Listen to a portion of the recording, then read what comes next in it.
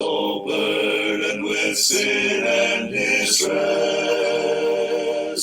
I heard a sweet voice saying, make me your choice, and I entered the haven of rest.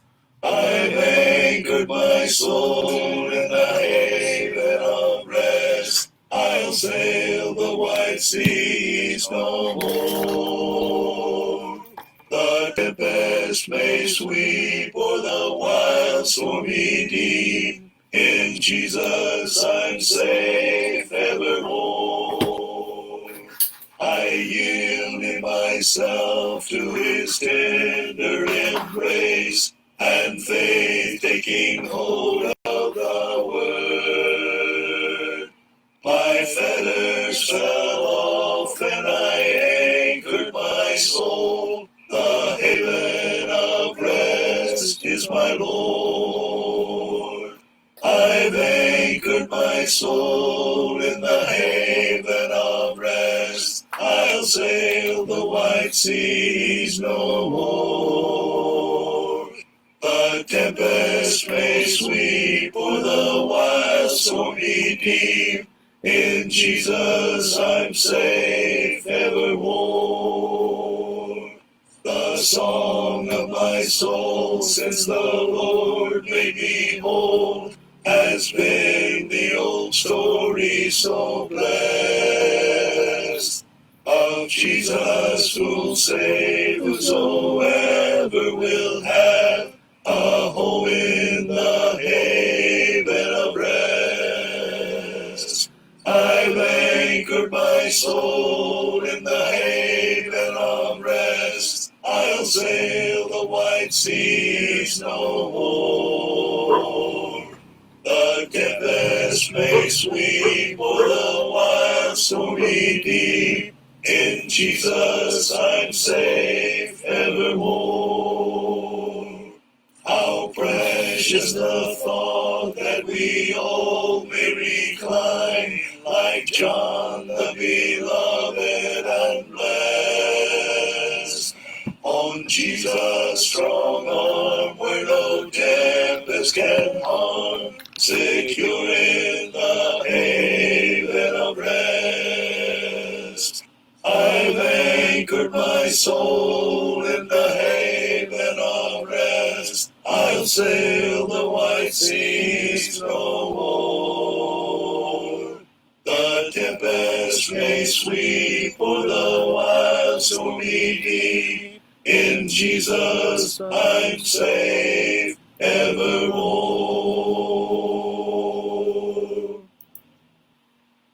Onward rejoicing I tread life's way, higher I'm climbing each passing day. Hilltops of glory now rise in view, where all shall be made new.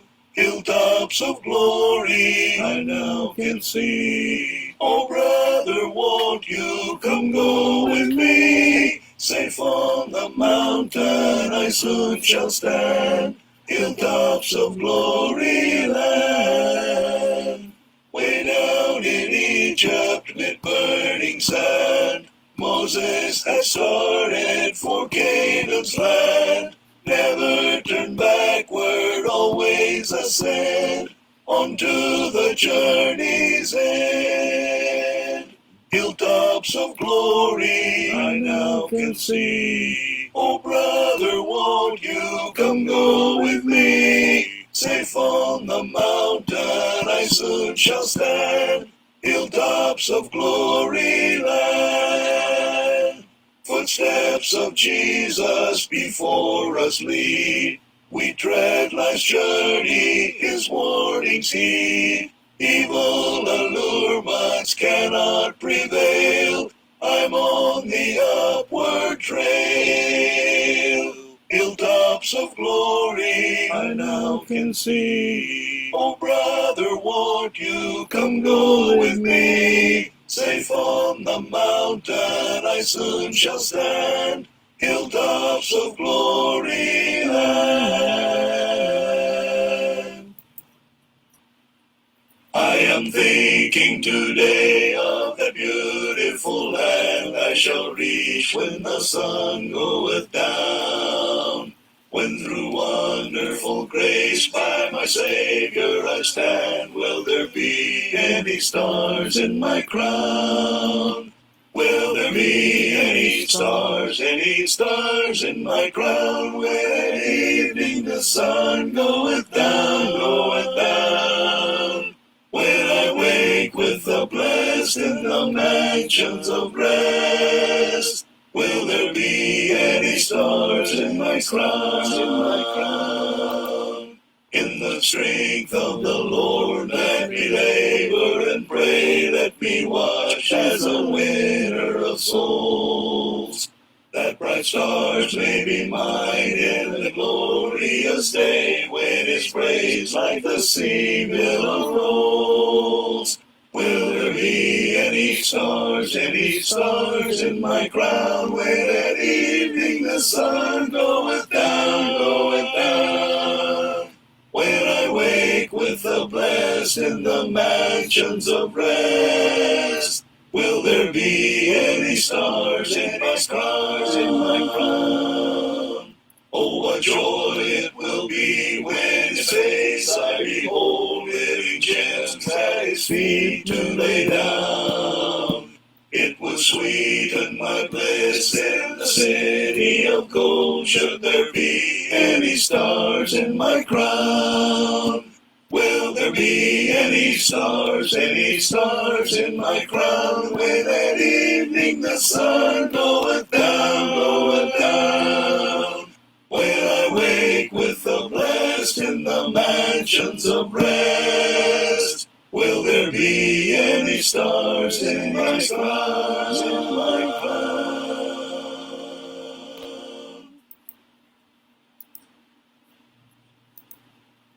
Magandang gabi mga kapatid. So kagabi tayo po ay nagkaroon ng Martes yata, Tuesday evening o kagabi. Nagkaroon po tayo ng Facebook Live. Ngayong gabi uli mga kapatid. Saka loobin ng Panginoon bukas din po ng gabi. So ating pong paksa sa gabing ito ay patungkol sa tithing o sa ating wika, pagbibigay ng ikapu. Ito po isang malawakang practice ng mga denominations.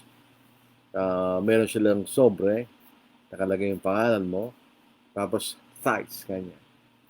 Aside dun sa ibang sobre na nakalagay free will offering. So ito depende po sa katuruan ng denominasyon. Yung iba talagang kailangan magbigay. Yung iba naman, hindi siya compulsory, pero bibigay pa rin sila ng sobre.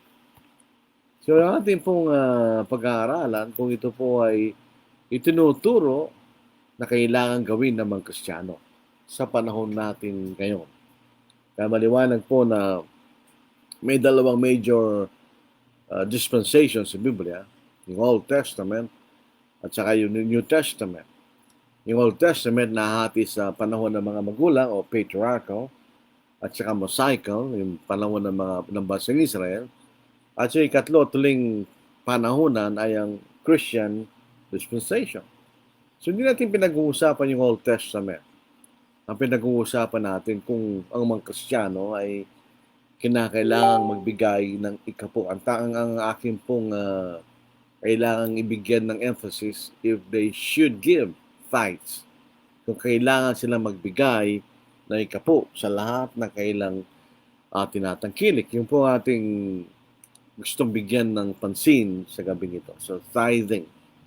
So, naimbang rabi, kada kay amin kakapsat, yung ating mga kakapsat dyan sa Ilocos, sa mga iba't ibang lugar, sa Masanto Sialabi, at sa kayon amin, yung mga taga-Pangasinan, sa taga-Bicol, Diyos marahin na bangki sa Intugabos, yung taga-Samar Leyte, mangupay nga gabi, kabuktuan ko kang Kristo, yung mga Bilisaya, mga Cebuano, maayong gabi sa inyong tanan, at siyempre galing po sa amin, may pabengi, kirongan. So balik po tayo sa ating paksa, tithing, o pagbibigay ng ikapu. Anong ibig sabihin nun? Anong ibig sabihin ng tithing? So, tatlong uh, bigyan natin ng emphasis. What is tithing? Number 2, to whom was it commanded? Kanino ito'y pinagutos? What was its purpose? Ano ang kanyang layunin? Bakit ito ay pinagutos? Kaya kailangan po ay maging maliwanag sa atin. Karamitan po sa mga denominations, hindi na pinapaliwanag yan. Basta sinasabi lang kinakailangan magbigay ng 10% ng iyong kinikita. Yan ang sasabihin nila. Pero what's the purpose? Hindi nila sasabihin nyo. Tayo po ay nagtuturo ng katotohanan. So wala tayong iniligid. Wala tayong tinatago. We preach all. Kung ang pinag-uusapan ng tithing, we preach all about tithing. Pinuturo natin kung ano tinuturo ng Biblia, lahat ng tinuturo ng Biblia sa pagbibigay ng ikapo. Yan ang ating pag-aaral. Hindi tayo nagsisinungaling sa ating itinuturo. Itinuturo lang po natin kung ano ang kahulugan ng tithing. Ayon po sa banal na kasulatan. Mabibigla po kayo na iba yung tithing sa Bible at iba yung tithing na ginagawa ng mga denominations sa panahon natin ngayon. Mabibigla kayo. Dito po sa Leviticus chapter 27, 30 to verse 33. Ano po yung ikapo? Ano yung pagbibigay ng ikapo? What is giving of the tenth? Anong ibinibigay? Dito sa Leviticus chapter 27, kung meron po kayong Biblia, sumunod kayo sa ating pagbabasa. Mas maganda po yun na binabasa natin yung binabasa ko. Para, anyway, number 1, makatiyak tayo ng aking itinuturo ay totoo. Dito, basahin po natin. Lahat ng kasampung bahagi ng lupain, maging sa binhi ng lupain, o sa bunga ng punong kahoy, ay sa Panginoon. Ito ay banal sa Panginoon. Kung ang isang tao ay matutubos ng alinman sa kanyang kasampung bahagi, idadagdag niya roon ay kalimang bahagi niyon. At lahat ng kasampung bahagi sa bakahan o sa kawan, lahat ng kasampung bahagi na dumaan sa ilalim ng tungkod ng pastol ay sa banal sa Panginoon. Huwag niyang siyasatin kung mabuti o masama, wag niya itong papalitan. At kung palitan nito, kapwa magiging banal ito at ang ipinalit at hindi nito maaring tubusin. So yun po ang tithing sa Biblia. In other words, ito'y sa lupain. Ang sinasabi ng lupain ng Israel. Nakita natin. So ano mang sa lupain, ito sa halaman, doon sa mga bakaan o doon sa kawan, ito'y isang bahagi, ito'y banal sa Panginoon. In other words, pag sinabing banal, ito'y inihiwalay para sa Panginoon. Yun ang ibig sabihin ng banal. Holy means separated for God's service. So, yung kasampung bahagi ng mga bunga ng punong kahoy, lahat po ng bakahan o sa kawan, anumang dumaan sa ilalim ng tungkod ng pastol, yung kasampu ay banal sa Panginoon. So ito ibibigay sa Panginoon. Yun ang tithing. Kung babasahin natin sa Biblia, ngayon hindi yung sinasabi ng mga pastor ng mga denominasyon. Ang binasa lang natin yung sinasabi ng Biblia tungkol po sa ikapo. So basically, ang ibig sabihin ng word tithe or tithing means 10% or giving of 10%.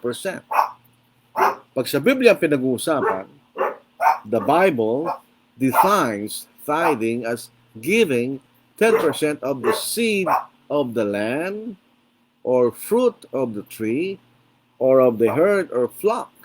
10% no, yun ay sa Panginoon. So ito isang utos, it is a command. Meaning, you have to do it. Kailangan mo siyang gawin. So, ito isang utos, not an option. Pag sinabi natin option, you may or you may not do it. So, ito yung mga ibang denominasyon, hindi nila tuwirang pinag-uutos. Binibigyan ka ng option kung gusto mong gawin.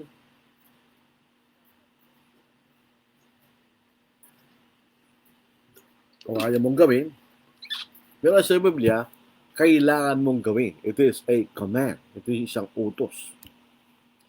Kaya doon pa lang namamali na yung mga denominasyon. Pag sinasabi ng pwede kayo magbigay o hindi, nasa sa iyo, o hindi nasa sa iyo. Kung ang bilang pinag-uusapan, ito utos, kailangan mong gawin. Pag sinabi natin command or utos, you have to do it. Kailangan mong gawin. And that it's not an option. You have no choice but to obey or to do it. Pag pinag-uusapan po ay command or isang utos. To whom was it commanded? Kanino ba ito pinag-iniutos? Well, mahalaga po ito. Kanino ito iniutos? Most denominations, Baptist, Methodist, Charismatics, Born-Again, Fellowship, etc., teach that Christians need to give tithes. Yun yung tinuturo na. Hindi niya pwedeng i-deny yan dahil you're doing it. Marami na ako nakita. Once upon a time, mayroon kaming kasama sa bahay, miyembro ng isang charismatic fellowship. May nakita namin yung sobre niya, tithe, kanya. Tapos may sobre pa siyang free offering. So ginagawa nila yan. So huwag niyo deny. You have to accept kung ginagawa niya. Pero ang tanong dito, what does the Bible teach? To whom was tithing commanded? Kanino ba pinagutos yung pagbibigay ng ikapo? Kanino pinagutos? Ito ay pinagutos sa mga Kristyano? Pinagutos sa mga Baptist, Methodist, etc. Ay wala man po tayong mababasa mga grupong ganun sa Biblia, di ba? Ito yung mga man-made churches. So, ano ito pinagutos? So, pumunta po tayo sa Biblia. Bumalik po tayo sa Leviticus, chapter 27, verse 30. And all the tithe of the land, whether of the seed of the land, or of the fruit of the tree, is the Lord's. It is holy to the Lord. If a man wants at all to redeem any of his tithes, he shall add 1/5 to it. So, yung 1/5 ng 10%. And concerning the tithe of the herd or the flock, of whatever passes under the rod, the 10th one shall be holy to the Lord. So, yung tungkod ng pastor, yung kasampung hayop, yun ibibigay sa Panginoon. He shall not inquire whether it is good or bad, nor shall he exchange it. And if he exchanges it at all, then both it and the one exchanged for it shall be holy. It shall not be redeemed. So, kanino ito pinagutos? Ito na, sa verse 34. These are the commandments which the Lord commanded Moses for the children of Israel on Mount Sinai. So, maliwanag po pala, ito'y pinagutos sa mga Israel. Sa panahon po ni Moses, so sa panahon ng bansang Israel. Sa Tagalog, ito ang mga utos, kasama na po yung pagbibigay ng ikapo, tithing. Ito ang mga utos na iniutos ng Panginoon kay Moses sa bundok ng Sinai para sa mga anak ni Israel. Ito ba'y para sa mga Kristiyano? Wala pang Kristiyano, no? Ito'y pinagutos ni Moses sa bundok ng Sinai sa bansang Israel, wala pang Kristiyano, no? So, paano po mapasok ang mga Kristiyano sa pangito? So, ito pala yung pinagutos sa bansang Israel sa ilalim ng Old Testament. These are the commandments which the Lord commanded Moses for the children of Israel on Mount Sinai, including the command to give 10% of the seed of the land, of the fruit of the land, of the herd or the flock. Ito'y pala'y utos sa bansang Israel. Ito'y narinig sa bundok ng Sinai. Ang katanungan po dyan, yung po mga Methodist, Baptist, mga Protestant denominations, are they member of the physical nation of Israel? Are they under the Old Testament? Sila ba'y nasa ilan ng Old Testament? At makikita natin mamaya yung purpose ng tithing, falsifikado kailang utos. Kanino ba pinagutos at para saan? Dito po sa mga denominasyon, kanino ba binibigay yung tithes? Ang pagkakalam ko po dyan, ito ay binibigay sa mga pastor. Yun ang pagkakamali. Naman pa ako'y nagkakamali, ako po ay yung correct. Ano po?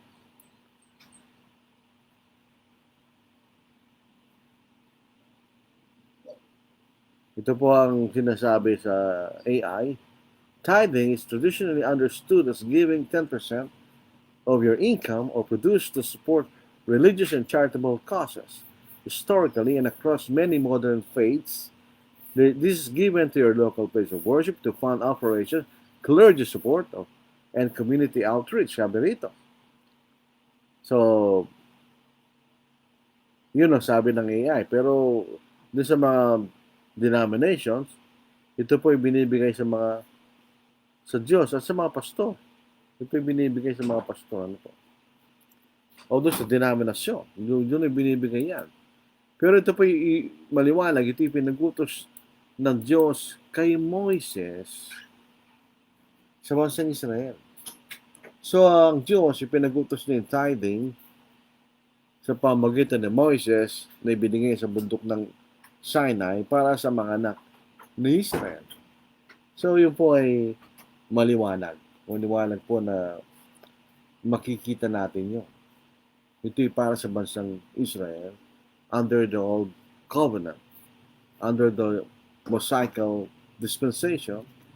Ito ay napapailam sa kautusan ni Moises, the law of Moses. So in other words, hindi po ito napapailam sa kautusan ng ating Panginoon. So to whom was it commanded? Sa mga denominations, ipinagutos ng tithing sa kanilang mga miyembro. Meron ba tayong mababasang book, chapter, and verse sa Biblia? There's not. So walang ipinagutos sa Bagong Tipan na mabigay na ikapu ang mga Kristiyano. Sa Bible, ibinibigay ang tithing sa mga bansang Israel.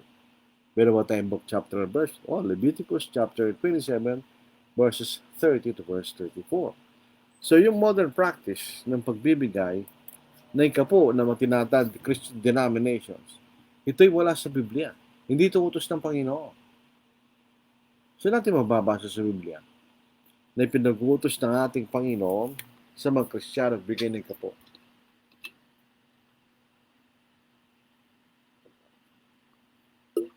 Ito po ay open na pag-aaral. Pwede natin sabihin kung meron kayong mababasa. Kung wala, ibig sabihin, wala kayong authority from Christ. Tandaan natin, lahat ng autoridad ay sa Panginoon. Sabi sa Matthew, chapter 28, verse 18, all authority in heaven and on earth has been given to me. Sabi ng Panginoon. So lahat ng mga bagay na ginagawa natin sa loob ng iglesia ay kinakailangan na ipinag-uutos ng ating Panginoon. Dito po sa Ephesians chapter 1, verses 22 to verse 23. At kanyang inilagay ang lahat ng mga bagay sa ilalim ng kanyang mga paa at ginawa siyang ulo ng lahat ng mga bagay sa iglesia na siyang katawan niya, ang kapuspusan niya na pumupuspos ng lahat sa lahat. Ibig sabihin pala, kailangan may autoridad galing sa ating Panginoon. So kung wala tayong mababasa, yung ginagawa ng mga denominations na ipinagutos sa ang tithe sa kanilang mga kaanib sa panahon natin ngayon, abay, kasalanan pala yan. Bakit? Sa 2 John 9, whoever transgresses and does not abide in the doctrine of Christ does not have God. He who abides in the doctrine of Christ as both the Father and the Son. Sa Tagalog, sa ating wika, ito po ang ating matutunghayan sa pangalawang 1, ikasyam na talata. Sino mang lumalampas at hindi nanatili sa ni Kristo ay hindi kinoroon ng Diyos. Ang nanatili sa aral ay kinoroon ng Ama at gayon din ng Anak. So, kung walang lumalampas sa aral ng ating Panginoon, ba hindi ito po isang pagkakasala. Wala ang Panginoon sa atin. Pagka gano'n. So, walang otoridad. So yung mga, kung yung member ng mga denominations at inuutusan kayo magbigay ng kapo, there's no authority from Christ. Inuutusan kayo ng isang bagay na wala silang otoridad galing sa ating Panginoon. And that is sin. Kasalanan po yun. Sa 1 Corinthians 4:6, now these things, brethren, I have figuratively transferred to myself and Apollos for your sakes, that you may learn in us not to think beyond what is written. Huwag kayong matuto na umigit sa nakasulat. Hindi wala nakasulat na ito'y pinag-utos sa mga Kristiyano. So, huwag natin gawin. Otherwise, tayo lumalampas sa nakasulat na ito'y isang pagkakasala. Mag-ingat po tayo dyan, mga kapatid, mga kaibigan. Cannot add nor subtract. Hindi natin pwedeng dagdagan o bumawasan ng mga nasulatan. Yung pong pinakahuling mga talata ng Biblia, sa Revelation chapter 22 verses 18 to 19, for I testify to everyone who hears the words of the prophecy of this book. If anyone adds to these things, God will add to him the plagues that are written in this book. And if anyone takes away from the words of the book of this prophecy, God shall take away his part from the book of life, from the holy city, and from the things which are written in this book. Actually, pareho lang yun. Kung parang dadagdagan yung kaparusahan, wala ka rin doon sa aklat ng buhay, doon sa banal na lungsod, di ba? So, baka magdagdag, bawal magalis. Ngayon, kung ininalagay natin ang isang bagay galing sa kautusan ni Moises at ipinag-uutos natin ngayon, may kasalanan po yun. We cannot justify anything from the law of Moses. At tapos ipag-uutos natin sa mga Kristiyano sa panahon natin ngayon, abay, wala nang Panginoon sa atin pagka ganon. Dito po sa Galatians chapter 5 verse 4. Basahin po natin. Ito rin po isang talata laban sa mga Baptist. Pwede ka pa rin mawala sa biyaya. Yun ang problema nila. Once saved, always saved. Kasi nungalingan po yan. Hindi totoo yan. Sa Galatians 5 po, basahin natin. Kayo walay kay Kristo, kayong mga nagnanais aring ganap sa pamagitan ng kautusan, nahulog kayo mula sa biyaya. Hindi ka pwedeng mahulog sa biyaya kung wala ka sa biyaya. Di ba? So, paano ngayon? Once saved, always saved. Ang daming talata nun, di ba? So, if you justify something from the law of Moses, para ipag-utos natin sa panahon natin ngayon, that is sin, definitely. Definitely. Ano yung purpose no? What was the purpose of the tithes? Bakit yung pinag-utos ng tithing to the nation of Israel? What was its purpose? Ano ba layunin niya? Pansinin natin ng Israel, ito si Jacob, na naging Israel, na nakipagbuno siya sa Diyos. Siya po'y may 12 anak. No, sa unang niyang kay Leah, si Reuben, ang pangalan, si Simeon, Levi, Judah, Issachar. Yung kay Leah. Dito kay Rochelle, si Benjamin, at si Joseph. Doon sa dalawang alipin, si Dan, Naphtali, Gad, Asher, at Zebulun. Yun ang mga anak ni Jacob, o inang Israel. Mababasa natin sa Genesis chapter 23 to verse 26. So, 12 lahat yan. 12. Ngayon, nalaman po natin na si Jacob ay pumunta ng Egypto nung nagkaroon po ng taggutom sa buong sanglibutan. At si Jose, na pinagbili ng kanyang mga kapatid, ay nandoon sa Egypto at sigawa ng paraan para doon sa 7 taon na sagana at 7 taon na tagtuyot ay meron silang makakain. So, nabalitaan nila meron pagkain sa Egypto. So, pumunta sila doon. Inutos ni Jacob ang kanya mga anak na pumunta roon at bumili ng pagkain. In other words, to make the story short, nakilala sila ni Jose at dinalas ang Jacob at lahat ng kanyang mga anak sa lupa ng Egypto at sila ay lumago doon. Ngayon, dumating ang panahon na malapit nang mamatay si Jacob o si Israel. So, tinawag niya si Joseph. Sa Genesis chapter 48, verse 5 to 6, and now your 2 sons, Ephraim and Manasseh, who were born to you in the land of Egypt, before I came to you in Egypt, are mine. As Reuben and Simeon they shall be mine. In other words, sila tuturing na anak ni Jacob. Sapagkat si Reuben at si Simeon, they were children of Jacob. So, relationship niya kay Ephraim at Manasseh ay katulad kay Reuben at Simeon. So, ituturing niyang mga anak kanya. Sa verse 6, your offspring, whom you beget after them, shall be yours. They will be called by the name of their brothers in their inheritance. So, yung ibang kapatid, anak ni Jose sa Egypt, mapapabilang sila either kay Ephraim at Manasseh. So, mahalaga itong impormasyon na ito. Si Joseph ay naging dalawang tribo, si Ephraim and Manasseh. Joseph became two tribes. Joseph, Ephraim, and Manasseh. So, in other words, naging 13 sila, the 13 tribes of Israel. Naging 13. Parang ganun din sa mga apostol, di ba? Sila naging 13 sa pagkaragdag po ni Apostle Paul. So, yan ang arrangement nila. So, si Joseph ay naging dalawang tribes, Ephraim and Manasseh. So, instead of one tribe, Joseph became two tribes, Ephraim and Manasseh. So, naging 13 yan, mga kapatid.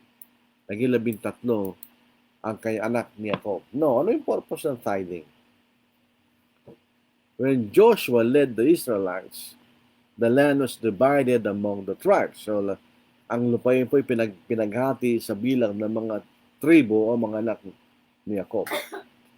All the tribes received land inheritance except for the tribe of Levi. Yung 12, nagkaroon sila ng manang lupain kasama si Ephraim at Manasseh. Pero yung tribo ni Levi o Levi ay wala silang mana. They didn't have a land inheritance. Wala silang namanang lupain. So, tanong, pangutana, sulod-sulod. Pregunta, ano ang mana nila? What was the inheritance of the tribe of Levi? So, ano naging mana ng tribo ni Levi? Good question, di ba? So, dito tayo papunta ngayon sa pinag-uusapan natin. Maikli lang po ang ating pag-aaral ngayon. Dito po sa Numbers, chapter 18, hanggang verse 24, behold, I have given the children of Levi all the tithes in Israel as an inheritance in return for the work which they perform, the work of the tabernacle of meeting.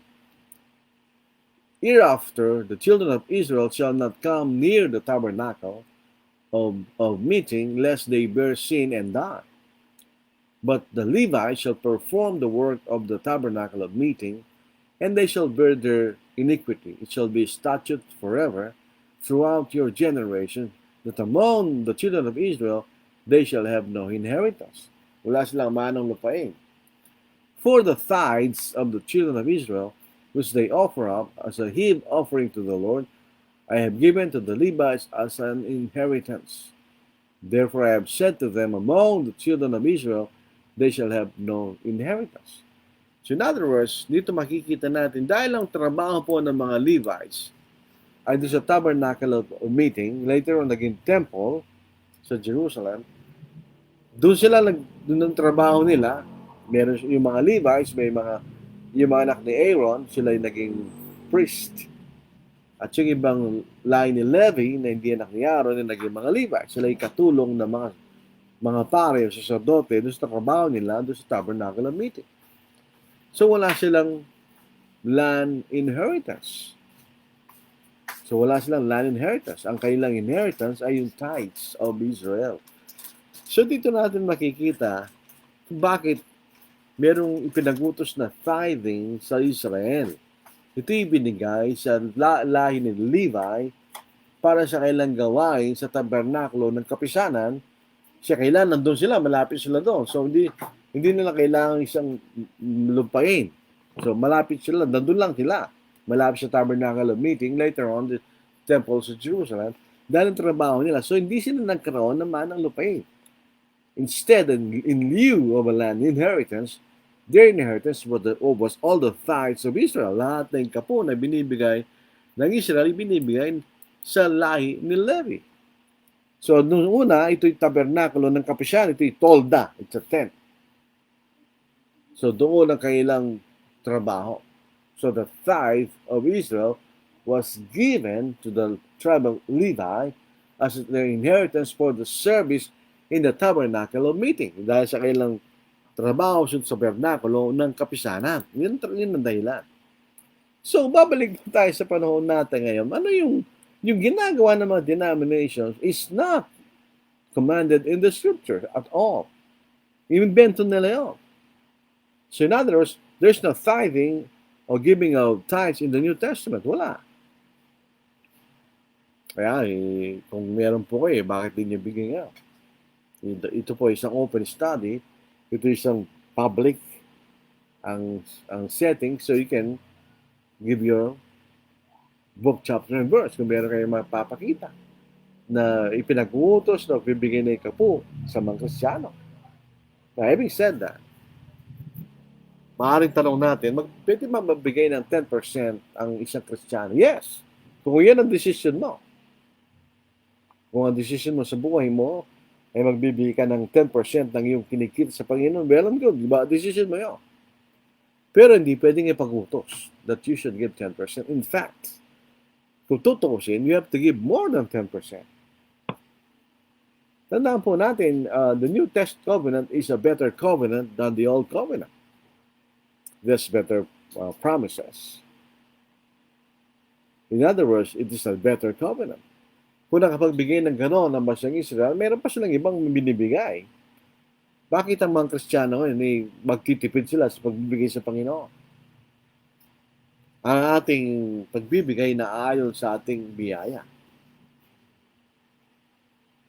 So the more blessing, the more giving. Yun lang na simple lang. Di ba?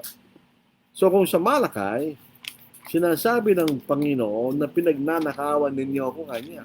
Tapos ang tanong ng mga Israelita, saan ka namin kanya pinagnanakawan? Kanya. Dito sa Malakay, chapter 3, verse 8, ito'y utos sa bansang Israel, hindi po sa atin. But the principle is the same. Will a man rob God? Yet you have robbed me. But you say, in what way have we robbed you? In tithes and offerings. You are cursed with a curse, for you have robbed me, even this whole nation. Bring all the tithes into the storehouse, that there may be food in my house. And try me now in this, says the Lord of hosts. It will not open for you the windows of heaven and pour out for you such blessing that there will not be room enough to receive it. So sabi dito, will a man rob God? Yet you have robbed me, sabi niya. So hindi sila nagbigay ng ikapu sa Diyos, and they were robbing God. So in the same principle, kung sinasabi sa 1 Corinthians chapter 16, ganun din ang prinsipyo nun, di ba? Yung 10% depends on your blessings sa Old Testament. Ganun din naman sa atin sa Bagong Tipan. Basahin natin. Dito po sa 1 Corinthians chapter 16, verses 1 to 2. Now concerning the collection for the saints, as I have given orders to the churches of Galatia, so you must do also. You must do also. On the first day of the week, let each one of you lay something aside, storing up as he may prosper. So ayon sa iyong giniginhawa, that there be no collections when I come. So how much should we give? According to how we prosper. More prosperity, more giving. Yun ang ibig sabihin nun. Just because hindi na pinagot sa 10% will mean that we will give less than 10%. Not necessarily. Kaya mas mahirap pa sa Bagong Tipan kaysa sa Old Testament. Sa Old Testament, nagbigay ka ng 10%, tapos na labanan. Sa Bagong Tipan, hindi. You have to think, you have to consider. Yun po sinasabi sa 2 Corinthians chapter 9. Ito ang ating mababasa. Ito po. Sa 2 Corinthians chapter, may isang salita rito which is very interesting. Basahin natin. Magsimula tayo sa verse 7. So let each one give as he purposes in his heart, not grudgingly or of necessity, for God loves a cheerful giver. So let one give as he purposes in his heart. Yung salitang purposes, dito lang natin mababasa yon, yung Greek word for the word purposes. Dito lang natin makikita sa talatang ito. Ang ibig sabihin niya, given consideration, ito yung pinag-iisipan mo mabuti. So hindi ka lang basta nagbibigay. You have to think about it. You have to pray for it. You see to it na yung binibigay mo ay nararapa. Napakalungkot na makita yung mga congregation, and yung po ako nagkikriticize, sinasabi ko lang yung observation. Ang gaganda ng sasakyan. Tapos makikita mo yung collection, liit. You're robbing God. Pag gano'n. Ginagamit mo lamang yung biyayang ibinibigay niya sa yung sariling kapakanan. Hindi gano'n. Lahat ng pinagkatiwala sa atin ng Diyos, you have to use it according to the will of God. Tandaan po natin yun. Just because wala lang ikapu, 10%, means that we could give less than 10%. Not necessarily. Baka nagkakasala po tayo. You have to sacrifice. Tandaan natin yun. Giving is a sacrificial giving. Sabihin, pag nagbibigay ka sa Panginoon, meron kang nawawalan at nararamdaman mo yung nawalan mo. Hindi katulad doon sa parable of the poor widow na nagbibigay yung mayayaman doon sa sobra ng kailang kaginawahan. Pero yung poor widow, ibinigay niya lahat ng kanyang kabuhayan. So it's a sacrificial giving. Pag nagbibigay tayo, it should be a sacrifice. Ito'y nawawalan ka at nararamdaman mo na ikinawalan. Pag hindi, sobra-sobra lang ang binibigay mo sa Panginoon. Maybe, hindi yun ang may kakulangan pa ang iyong sakripisyo na binibigay sa Panginoon. So, itong mga denominations, mali po, hindi po authorized na ipagutos na magbigay ang mga kaanib ninyo ng ikap sa 10% ng kailang kinikita. That is not in the scriptures at all. Ang makikita natin, malikasilan po ngayon, bilang pagtatapos natin sa ating pag-aaral, tithing was commanded to Israel, not to Christians. Hindi sa mga Kristiyano. It is the part of the law of Moses, not the law of Christ. Hindi po ito'y pinag-utos sa kautusan ng Panginoon, man pa ito'y pinag-utos sa ilalim ng kautusan ni Moises, na kung saan ang sino mang Kristiyano ay hindi napapailalim. We are not under the law of Moses. We are under the law of Christ. Tulad ng sinasabi ni Pablo sa 1 Corinthians chapter 9, verse 21. Ito basahin natin. Ito po, ang ating matutunghayan, mga kapatid, mga kaibigan. Ito. Sa mga nasa labas ng kautusan, ako'y naging tulad sa walang kautusan.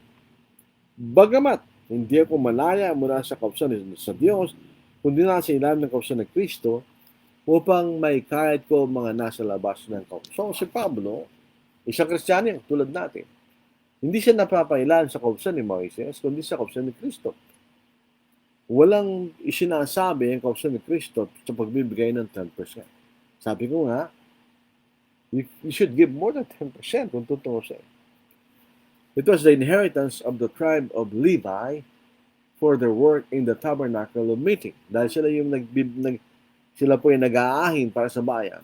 Their tribe did not receive any land inheritance. So in other words, it is sinful for a preacher or church to command their members to tithe, for they do not have authority from Christ. So wala tayong otoridad na pag-utos yun. Mas mahirap sa bagong tipan. Dahil kinakailangan mag-isip, kailangan manalangin, upang makatiyak na ang iyong binibigay sa araw ng linggo ay karapat dapat ibigay sa Panginoon. Mas mahirap sa atin kaysa sa lumang tipan. So ito po ang ating may kiling pag-aaral po sa gabing ito. Sana po tayo ay nakatulong po ito. Ewan ko lang kung may tanong po kayo. Oljano Campo, good evening po. Rafael Ortiz, good evening po sa ating lahat and God bless. Leonito Torreliza, na ibang Arabi, katakayaan, kakabsat. Lucy Simbol, good evening pare ko Lord Salunga. I'm viewing you and listening to you. Pare ko, brother Lord Salunga. Gil Arboleda, ito po Kahal sa Angeles, good evening po. Good evening din. Anthony Reyes, no. Yung tama po ito, 1 Corinthians 6:1 and 2, 2 Corinthians 9:7. Pero kailangan din nating ma-explica kung bakit hindi. Benjamin Zambrano, magandang gabi po sa ating lahat. Agosto 12, good evening. Milano Quinto Garcia, good evening po brad. At si Banyas Senior Sani, good evening to all. Good evening po sa inyo lahat. Hallelujah, praise Jehovah. From the heavens, praise his name. Praise Jehovah in the highest. All his angels praise proclaim. All his hosts together praise him. Sun and moon and stars on high. Praise him, O ye heaven of heavens, and ye floods above the sky. Let them praises give Jehovah, for his name alone is high. And his glory is exalted, and his glory is exalted, and his glory is exalted, far above the earth and sky. Let them praises give Jehovah, they were made at his command. Then forever he established, his decree shall ever stand. From the earth, oh, praise Jehovah, all ye floods, ye dragons all. Fire and hail and snow and vapor, stormy winds that hear him call. Let them praises give Jehovah, for his name alone is high. And his glory is exalted, and his glory is exalted, and his glory is exalted, far above the earth and sky. O ye fruitful trees and cedars, O ye hills and mountains high, creeping things and beasts and cattle, birds that in the heavens fly, kings of earth and all ye people, princes, raiders, judges all. Praise his name, young men and maidens, aged men and children small. Let them praises give Jehovah, for his name alone is high. And his glory is exalted, and his glory is exalted, and his glory is exalted, far above the earth and sky.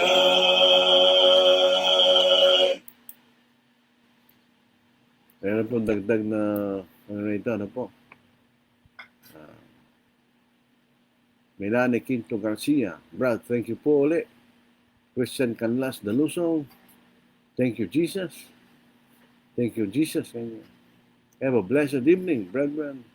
Agosto 12, salamat po sa Facebook Live. Christian Canlas Dalusong, for his name alone is high. May mga karagdagan po. So tayo po ay manalangin ng banal muli. Kami nagpapasalamat sa pagkakataon na ito na binigay mo para pag-aralan po bahagi ng iba na salita sa aming pagkatututo at lalo po na yung maunawaan at maragdag po sa aming kaalaman at pagkaunawa. Ama, kami po ay nagpapasalamat na dumating na sa kapayapaan ng mga digmaan at magkaroon po kami ng maaliwanan sa tahimik ng pamumuhay Magpatuloy po kami sa paglilingkod sa inyo, Diyos. At ang mga bagay po ito ay manginingi sa dakilang pangalan ni Kristo. Amen.